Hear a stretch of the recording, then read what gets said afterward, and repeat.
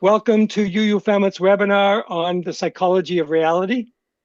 Thank you for joining us. I'm Lou Stern, as most of you know, and I'll be leading our meeting tonight. We are recording the Zoom and making the video available on YouTube very soon under the title Psychology of Reality for you and others to access and share. I want to thank Rudolph Oldenburg for co-hosting the Zoom meeting, and Steve Treisman, and Rudolph for creating our 8-part reality series taking place the second and fourth Wednesday nights of each month, starting last month and going through April. Steve is now going to bring us through a slide that Rudolph is going to post and share about the 8 parts and what's happening. Rudolph, can you share that, please? Thank you. Go ahead, Steve, if you would unmute yourself. Thanks. So this is the series, and I just wanted to go through it very quickly. We've already had, this is number 3 in the series. The first one I did on animals I have known. Raleigh did religious thoughts and interpretations. Tonight we're up to February 12th, Get Real. And the next one's February 26th, How We Relate and Come to Agreement. And that's by Dan Jocelyn. It's a Buddhist perspective. March 12th, How We Know About the World Around Us, the First Steps in Sensory Inputs. And that's something that Rudolph Oldenburg will do. And it will probably be the most reductionist of the talks, talking about the biophysics, I think, of transduction. Yes. How We Measure Things by John Jackson on March 26th. And John spent his career measuring things, and he will surprise us with how something we thought would be the absolute measure of reality is in fact not quite so concrete. April 9th is Our Sense of Self Too Narrow? You and Your Trillions of Microbiome Friends. This is Jessica Mark Welsh and Betsy Wilder, and they'll be talking about the fact that even though our human genome is the amount, let's put it this way, the amount of DNA that makes up a human being is only partly human. And in fact, more of it is not human. It's the fellow travelers that live with us in each of our bodies. And that's the microbiome. And then on April 23rd, we'll have a wrap up and hopefully more discussion than lecture, and just talk about what we got out of all of it. And with that, Lou, you're on. Thank you. So is everyone seeing this this slide, reality? Oh, no. All right, then I'm going to just get out of here, and I'm going to get back to here. And I am going to just talk for a minute before starting the slides. So as you know, we've muted everyone so that you can hear the presentations. We're going to be unmuting you so that when we go into small groups, we will be breaking up into small groups, discussion groups 3 times tonight for you to have the opportunity to share your points of view with each other. The groups will be divided randomly and will last about 2 of them for 15 minutes and 1 for 10 minutes. And for the rest of the time, I'll be presenting some key elements of psychology as they relate to reality and how we can create, understand, and live reality to its fullest. I'll be sharing the opportunities I've had to learn and help others over the course of 50 years as an international educational and counseling psychologist. So let me share. 1 second.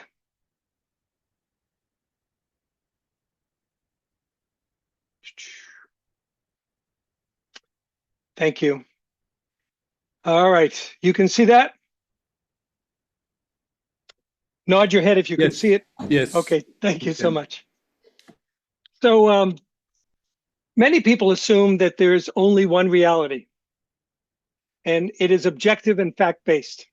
But in the next 70 minutes, we're going to be exploring the unique subjective reality that's experienced differently by each of us, that we create and can have great influence over. And we're going to start with some of the benefits I hope you will gain from tonight. As you know, today, Many of us are experiencing ourselves as being less patient, less empathetic and compassionate for people who have different views. Doing this is psychologically protective for survival. I was very lucky in my practice professionally to work with people from many backgrounds and makeups on 6 continents. In this webinar, I'll be sharing what I've learned from them about how each of us has significant control over the reality that we create in our mind and our body, and how positively we can respond to it.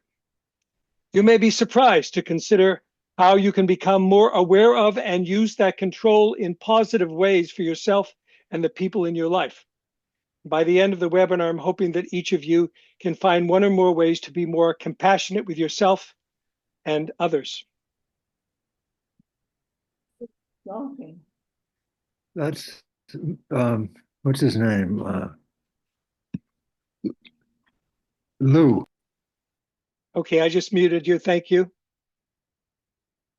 So,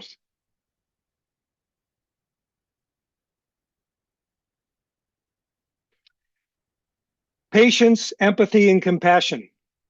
That's the first goal of tonight.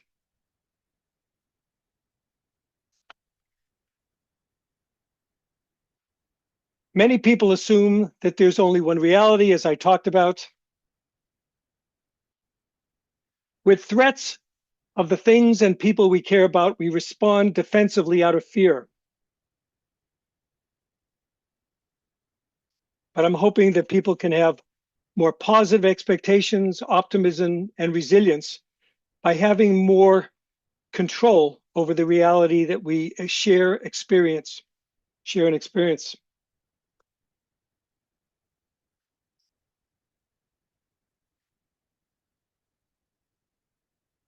We don't want to be disappointed, so we limit our expectations about the future. This can cause us to be less resilient around change and difficulties, the news, challenges, and unpredictability. By considering what we'll be talking about in this webinar, you may find that you can have more positive expectations, be more optimistic and resilient now and in the other times of change.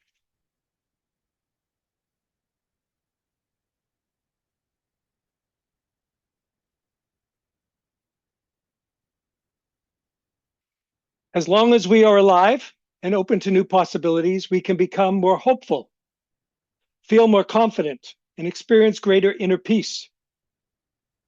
These are the 3 objectives I hope some of you can take away from this webinar.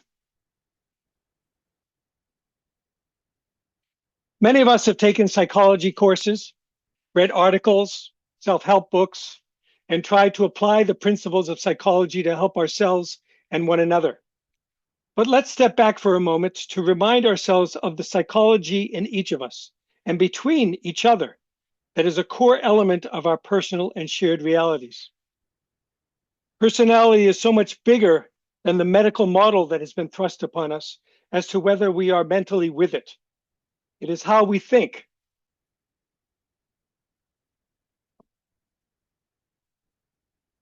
The world of our emotions, and how and why we behave the way we do. It is at the core of how we experience reality, how we create it in our minds, and how reality is influenced by the world and bodies we live in, and our minds and our neurochemistry, our genes and perceptions. But first, let's open our minds and think about how our own experience of reality can and how we can share it with others.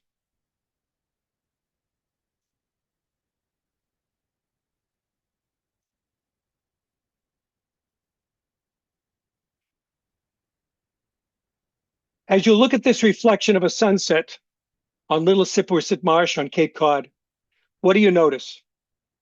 What are the colors, the light, the shadows, the depth of the water, the trees, what may lie beneath the beach and bay beyond? The warm breeze, memories that are triggered in your mind. What feelings may rise in your body from your past, from dreams of the future, a place to escape, stepping on the seagrass below, keeping your balance with each step on uneven ground, moving your glance to a seagull soaring, feeling a school of tiny fish skirting your back. What else is in your created reality of this moment and past and future moments? If you've ever been with a new puppy, you'll probably remember the sweet smell of their breath. It draws its mother to it. It draws us to hug it and be close. Let yourself remember that breath, your smile, the love you have felt for a dog or another partner. What does it do for your heart, your peace, your gentle kindness? This is the reality you make from the experience that stays with you.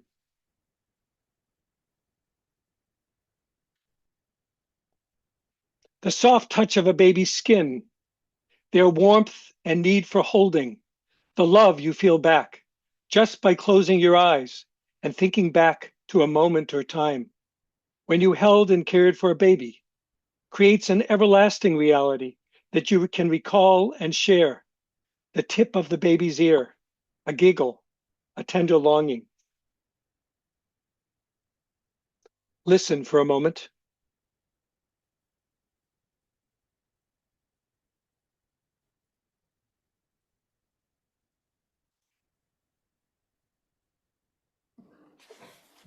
We cannot hear, Lou. I don't hear. Well, what you just missed is the beautiful melody of a music box. Dun, da, da, da, da, da, da, da, da, da. If you've ever heard the song of a music box, you can have the memory. You can feel it as it reverberates in your mind. Many of the people of you know the allegory of the cave story. And in it, Socrates says, suppose that the prison had an echo which came from the other side. Would they not be sure to fancy when one of the passers-by spoke that the voice which they heard came from passing shadows? What is the reality in the cave where all the people have ever experienced is a shadow from the sun behind them, reflected on the wall in the cave?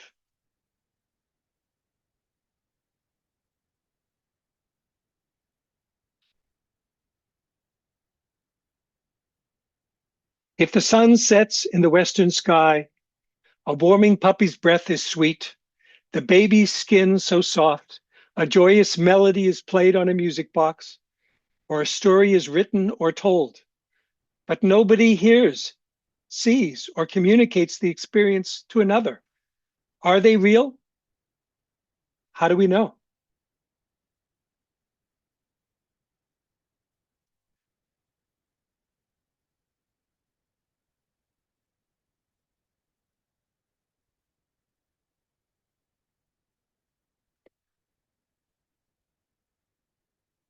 Does the reality exist? Is it not experienced if it's not experienced or shared? Let's see what you think, what your reality really is. So what we're going to be doing is, this is the first of our 3 10-minute to 15-minute breaks. You are going to be stopping these 3 times to contemplate and share your perspectives with several others. Be growing into groups of about 5 people. In a minute, you'll be brought together randomly with 3, 4, 5 people to answer the following questions. Are things that happen in the universe real if we don't perceive them directly and they're not described to us by others? How do we know? Start in your group by deciding who's going to go first, and then each person, without interrupting anyone else, will share for a minute their perspective. And then, after everyone has had a chance to speak for a minute, discuss each other's perspectives to see what you think the true answer lies, if there is one. You'll be brought back automatically after 10 minutes to the large group, and your small group discussion will not be recorded. If you're viewing recording of the webinar, some people will review this afterwards. You might find it valuable to put the recording on pause to think about the questions and talk about them with someone else. So let me stop sharing here. Okay, Rudolph is dividing you up. You'll get a sign that says join the breakout room. Just hit the join sign and you'll be in your small groups. Yes. So I stop recording. Thank Yes. you. So I hope that went okay and that you solved the philosophical question and the psychological question. So we have considered where reality exists and how we know what is real. But now we're going to explore three basic assumptions of the psychology of reality. So let me share again.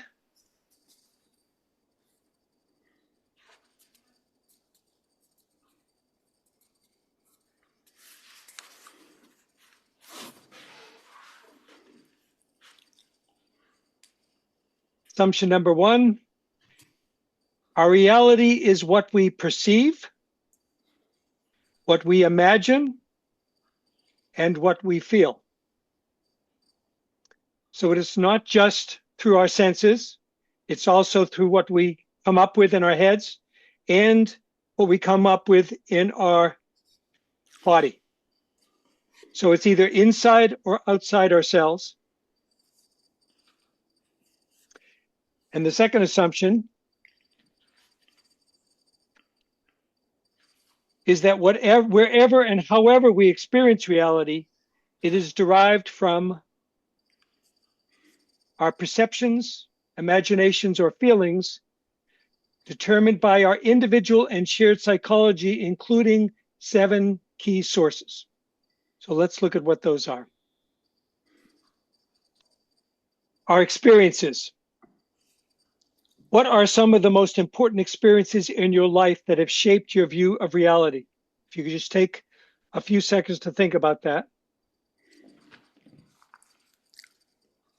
What are some of the most important experiences in your life that have shaped your view of reality? And what do you hold dear in your core beliefs, your values, your truths? How do they affect what you believe to be real? Mother Teresa had her own. How about you?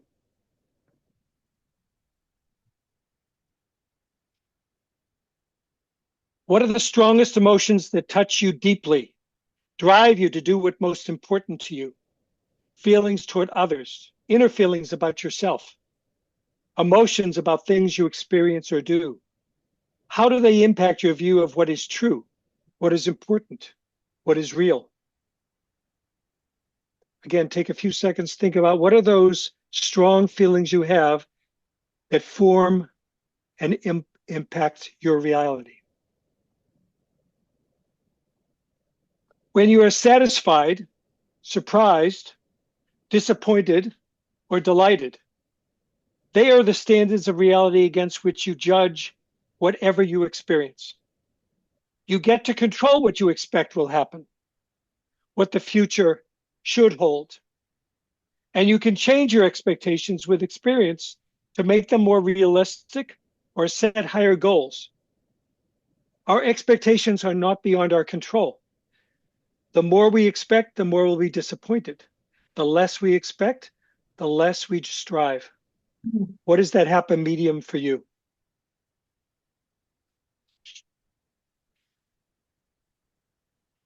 Our words, our symbols, and body language not only allow us to communicate with others and think and remember experiences in shorthand, they construct our reality. Through generations and communities of meaning, we can draw, write, signal, hug, smile, or sing to share our perceived created reality with others. What words or symbols have special meaning to you? Okay. Here. Someone, could you mute, please? I'll do that. No problem. Thank you. Do you have shorthand language you use with people close to you? Jean and I can just look at each other and have a sense we're about to say the same thing. At other times, we're totally removed and have no idea what the other person's thinking. Do you have people like that?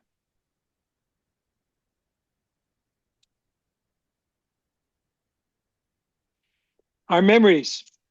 Of course, memories are stored in our minds, but they're also stored in our bodies, in books, in photos, and music. Each time we remember something, it gets restored in our memory with a new context and meaning based on how old you are then, what's going on in your life at the time, how you feel about the memory as you rethink it. No memory that you have once you think of it again, is pure. You have many memories stored of single instances from your past, from the original and each subsequent time you remember it. I recently visited the elementary school I went to from grades 3 through 6. Everything was tiny. Memories of my being bullied came back. Recollections and new memories combined so that it's hard to be sure what really happened 65 years ago and what I saw there as an old man. How have your old memories changed over time? If you've never remembered them, they may be pure. Otherwise, they're changed with each time you remember them.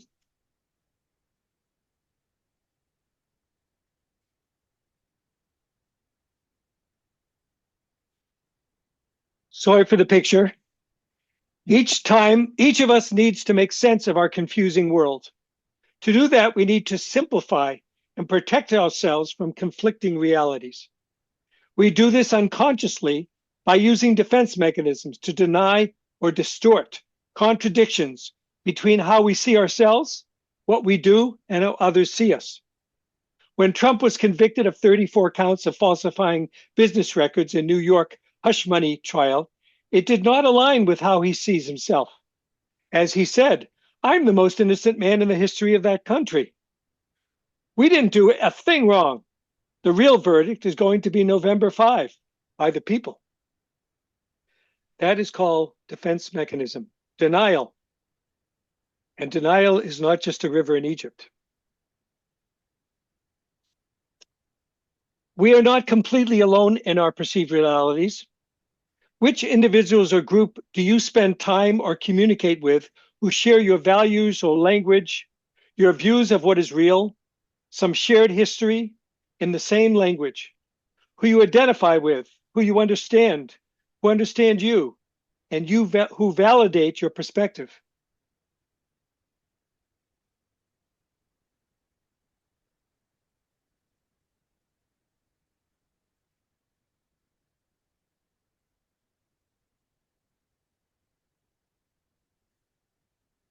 Tonight, we're focusing on reality from the perspective of psychology and subjectivity. So far, we've started to explore the psychology of reality, but what about the assumptions about subjective reality? The first is that your reality and mine may have some aspects in common, but they also have a lot of differences. When we ask the question, how could they think that? How could they believe that? We share influences and we influence each other's views of reality. As Cape Codders, as baby boomers, as Gen Xers, as followers of different faiths, as New Englanders, parents or grandparents, environmentalists, scientists, teachers, builders, and writers. Your reality is not mine and mine not yours. I may have liked Johnny Carson and you may never watched him or heard of him. You may see heaven as something to look forward to see your departed loved ones, while I fear it as something that makes no sense when I will cease to exist. Is your view of reality more real than mine?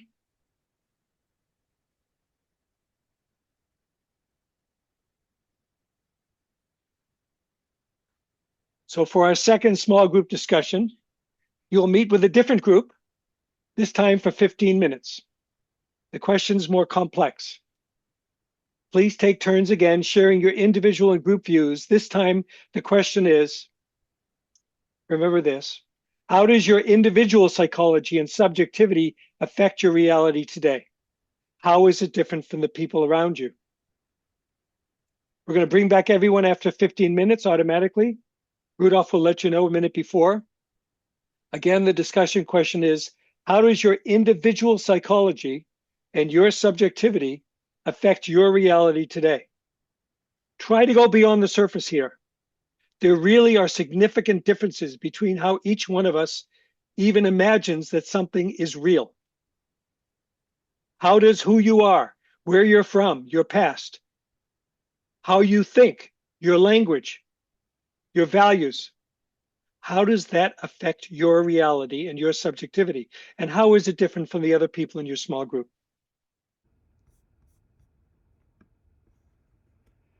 Welcome back. There are hundreds of fascinating elements of psychology that contribute to our sense of reality.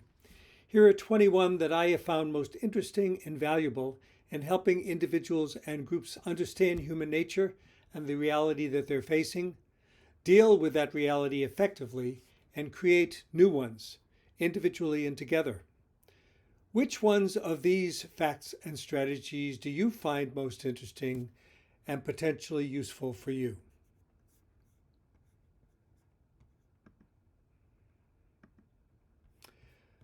Who do you think of as the epitome of good looks? Those ideas differ greatly by culture, geography, age, gender identity, personal preferences, and many other characteristics. The same is true for the type of dog or cat we choose, for favorite forms of dress or types of flowers you want in your garden or home. Perceived attractiveness affects our generosity to people, how much we show them respect, and the degree to which we trust people or even assume their guilt.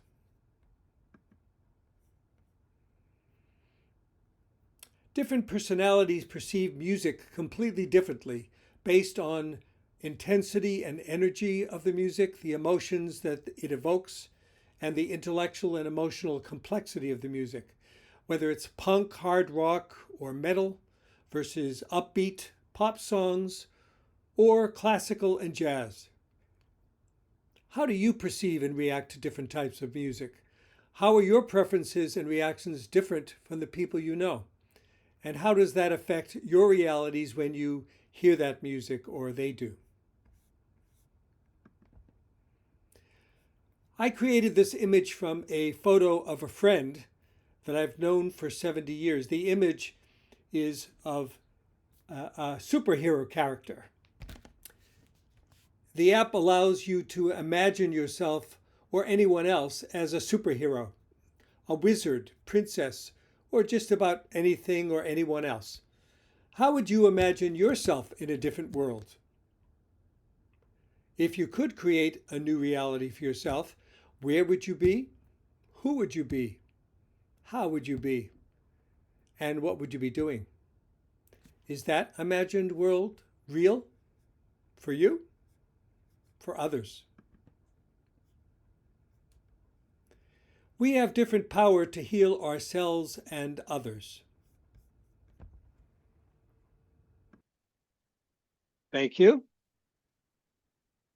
If we have positive expectations, a trusting relationship with others or someone to help, and a positive attitude. The power of the mind, placebos can work as well or better than a scientifically created intervention. If you witness a crime or an emergency situation, would you intervene? One classic psychological study had smoke come out of a vent in a doctor's office to see when people perceive the reality of the situation as one where they are responsible and should say or do something. The biggest factors that determine if you are more likely to take responsibility and intercede are if you are alone or there are very few people there, if you and the other witnesses know each other well, or if the situation is unambiguous. Otherwise, you just sit there.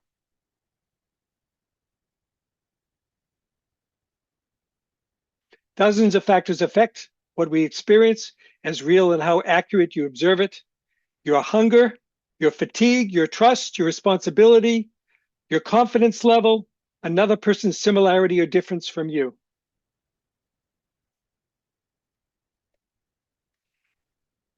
A beverage tastes less sweet and more bitter and sour if you taste it when you're watching an unpleasant emotional picture, or you're remembering an unpleasant emotional memory. You literally, when you taste it, in those two situations, taste it differently. How can you be more aware of the surroundings, your surroundings, and how they may be influencing you and experiencing what or who is in front of you? When you focus mostly on yourself, your own satisfaction is the only source of hope. When you focus on others, the opportunities for hope are endless. How can you at this time focus more on others to make you feel more hopeful?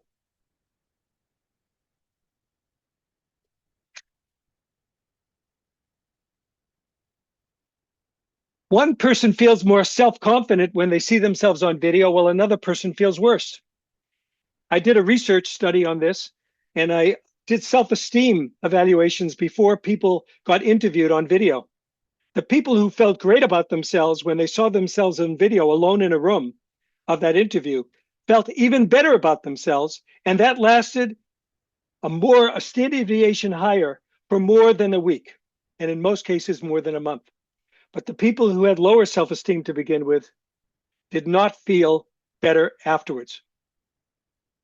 Their self-esteem went down, they were more self-conscious.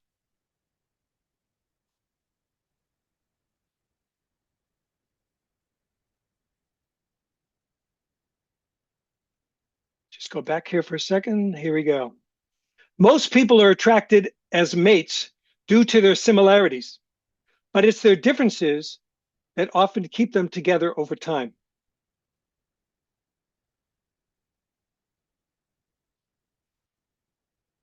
This is often used to help people get induced into a hypnotic trance.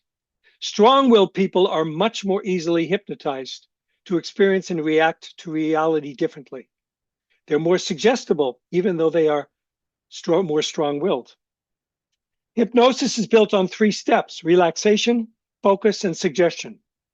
We can learn to hypnotize ourselves to use our minds to greater success and peace. What I do, since I used to do hypnosis as a clinical hypnotherapist with people, is I've taught myself to hypnotize myself. And in a shower, I simply put my hands up and I look at 3 things at once.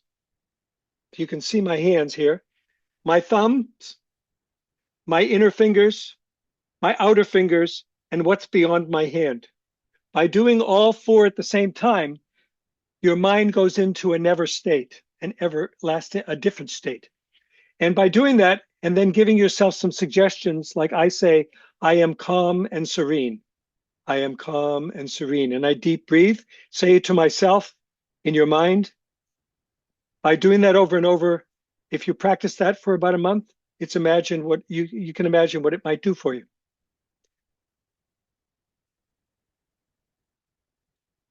You have probably wondered who the real you is. Actors often let go of themselves to become the person they are playing. After a period of time, it can be scary when it's so easy to become a totally different person. The same thing can happen when we adapt ourselves to fit in, to be loved or accepted.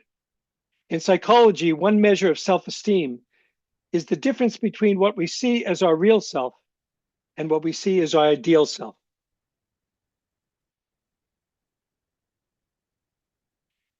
I already talked about this defense mechanisms, and they are unconscious, so we're not aware that we're using them. They're strategies that we use to cope with anxiety or discomfort associated with reality. We either ignore it, shift our emotions about it, or use logic to avoid the uncomfortable feelings. Cognitive dissonance reduction is one of the most common ones, where we're in a most common defensive mechanism when we're unconsciously experience uncomfortable or threatening dissonance between what we know, what we think, what we feel or perceive as real, and we unconsciously attempt to reduce the threat between the different views, what other people we know think, what we're seeing in front of us, and what we have in the back of our minds.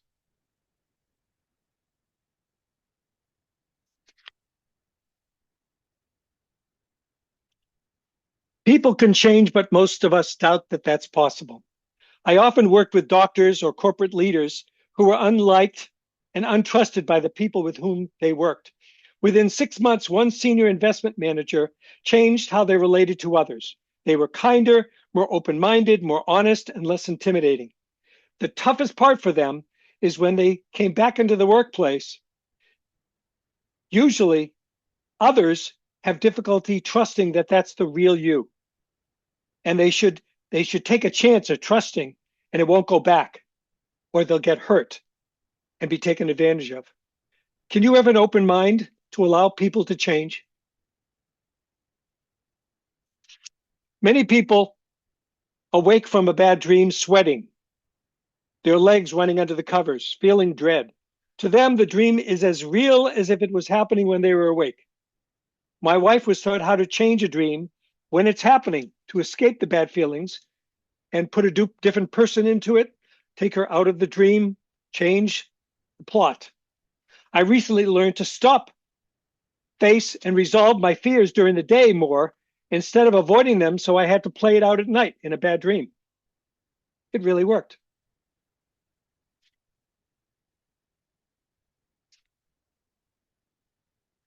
Your memories change every time you recall them. I've already talked about that, so I'm going to go on to the next one. This is a memory changing.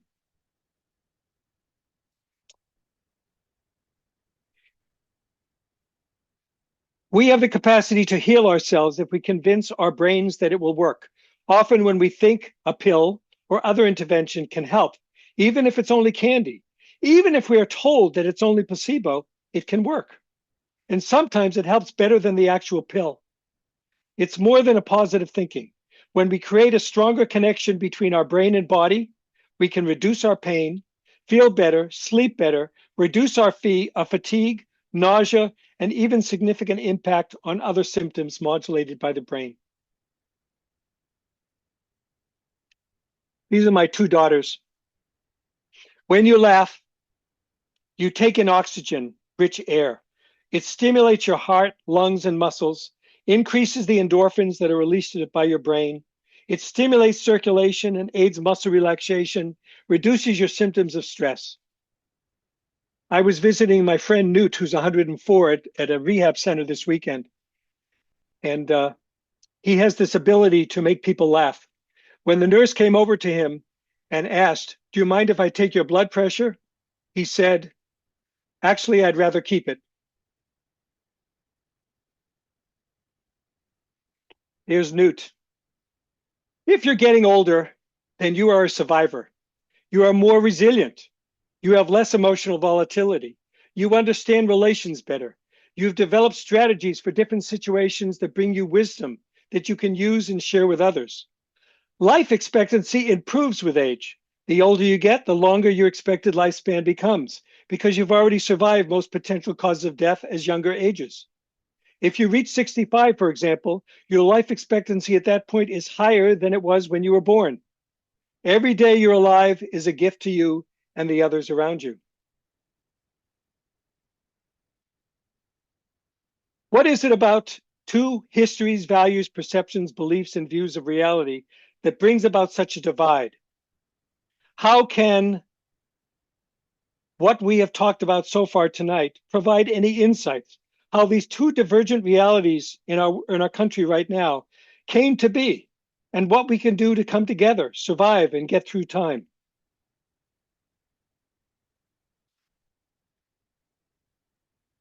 What part does superstition play in our reality? The perceived reality of bad luck and how to prevent it differs from based on where you grew up and where you live. Toss salt over your left shoulder in one country. Keep pieces of broken mirrors in another part of our country. Watch for a lizard scurrying away to tell you to flee trouble before it occurs. Keep protective charms on you or in your car. Use smoke cleansing to clear your space. Use crystals and stones with protective energy. Do a good deed, and it erases your problem.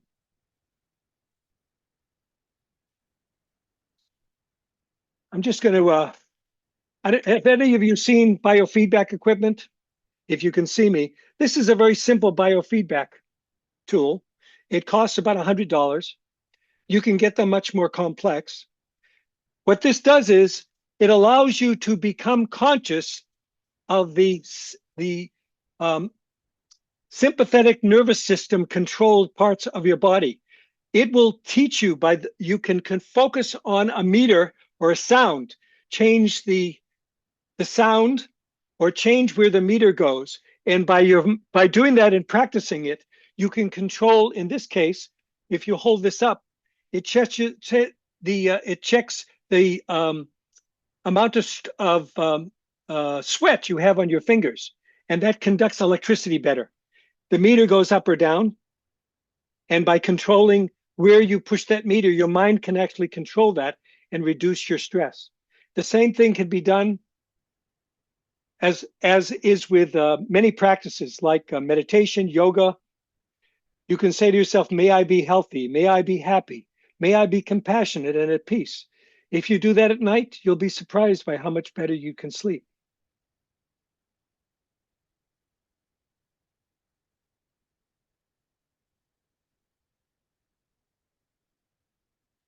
So we only have about 6 more minutes, and rather than rushing that, if I could, let's not go into a small group, and we'll just open it up. I'll stop sharing.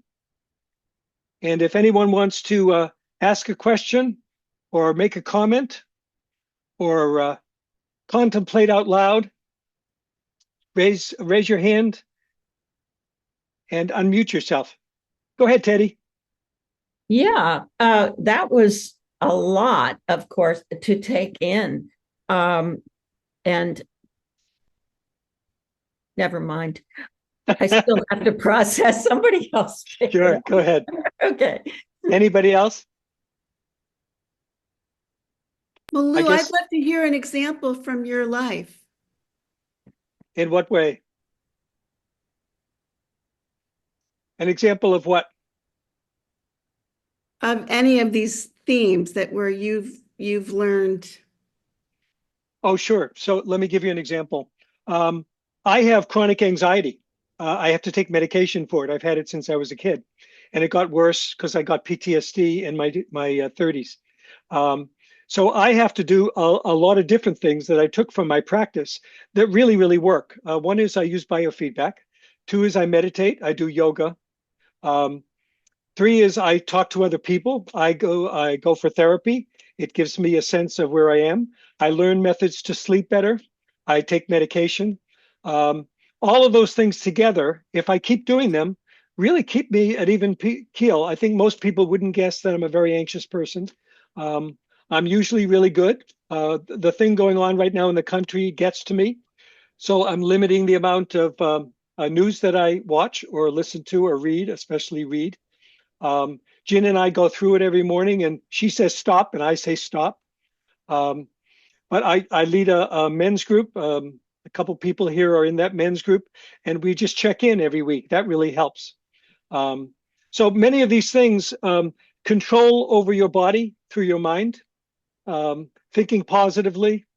Whenever I'm losing hope, I talk about who needs me to help them.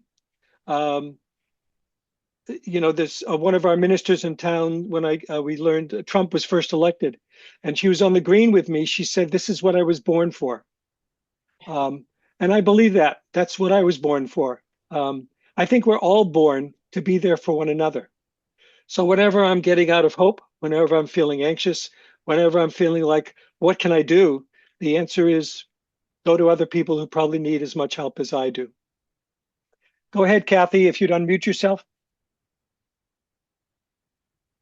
Well, I don't suppose it would be a surprise to anybody that I think laughter reduces stress.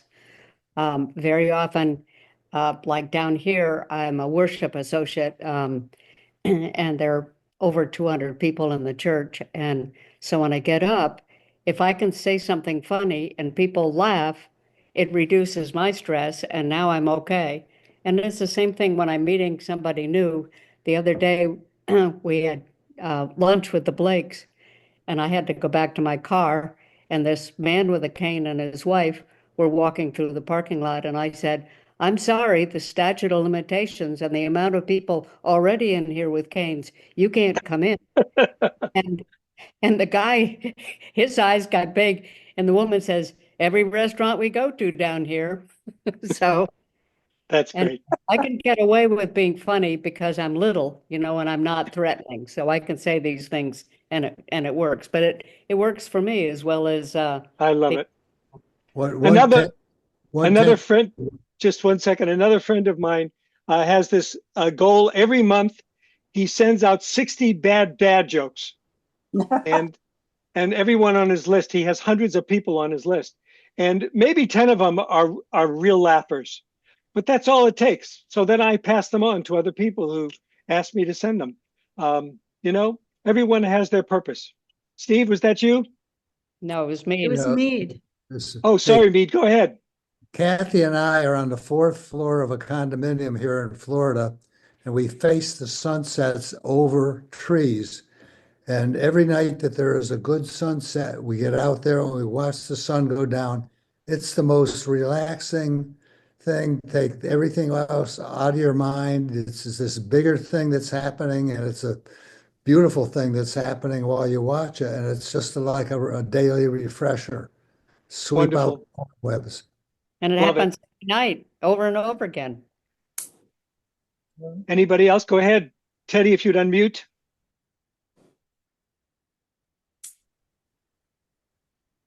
Um, Laughter is my go-to. Making people laugh is my go-to. Kathy, you and I have that in common. And I just feel so full when I can bring joy to other people, and that's my vehicle to do that. And it's spontaneous. If I try to think about it, it's not going to happen. And well, I make a lot more faces when I'm with people. I have this going on all the time. I smile, I laugh, except when I'm really depressed, and that's a different story, really. But Lou, what you were saying means a lot to me. I think I have some of the same kind of issues. So, gosh, this group the church fellowship has given me permission to be who I really am. And I'm very different than a lot of New Englanders. And it's a freeing situation. It's a sharing situation. That, gosh, I just hope that's the good, other than going to visit people or taking them for rides. That's where I feel comfortable in that space. That's wonderful. Thank you for sharing that. So we're out of time. So I just want to thank everyone for being part of the webinar. The term psychologically can be distracting. What we're really talking about whose we are as people and how much control we can have over our hope, over how we change people's lives. Every time we're compassionate with someone, it changes their genes, how their genes express themselves. We can literally change who people are, how they live, how healthy they are by being compassionate with another person. Our hope is contagious. So I hope you take with maybe one or two things from this, to be compassionate, to be more hopeful, to have more of a sense of inner peace. And I hope all of you will be healthy and happy and have a sense of peace in your reality. Thank you so much.